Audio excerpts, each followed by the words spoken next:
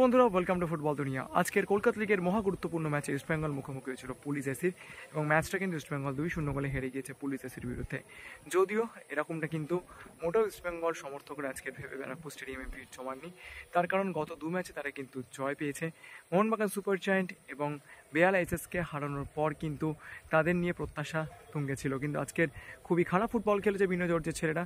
তো আজকের ম্যাচের পর বলা যায় যথেষ্ট অগ্নিগর্ভ পরিস্থিতি তৈরি হয়েছিল ব্যারাকপুর স্টেডিয়ামে। প্রতিপক্ষ ফুটবলারদেরকে যেরকম করতালি দিয়ে উৎসাহিত করেছিলেন ইস্টবেঙ্গল সমর্থকরা, তেমনই কিন্তু ইস্টবেঙ্গল ফুটবলার এবং বিশেষ করে ইস্টবেঙ্গল কোচ বিনো জর্জের উদ্দেশ্যে কিন্তু নিজেদের ক্ষোভ উগড়ে দিয়েছিলেন ইস্টবেঙ্গল সমর্থকদের একাংশ। তো সব মিলিয়ে আজকের কিন্তু পরিস্থিতি যথেষ্ট অগ্নিগর্ভ ছিল এবং পুলিশকে কিন্তু যথেষ্ট বেগ পেতে হয়েছে সেই পরিস্থিতিকে নিয়ন্ত্রণের জন্য। সেই সমস্ত ছবি ধরা পড়ল ফুটবল দুনিয়ার ক্যামেরায় আপনাদের জন্য। ক্যামেরায় বিশালের সঙ্গে অভিজিৎ, ফুটবল দুনিয়া।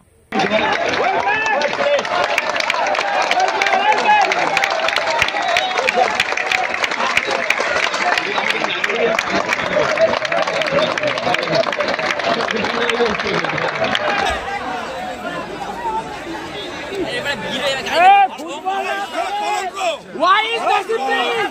Why discipline? Why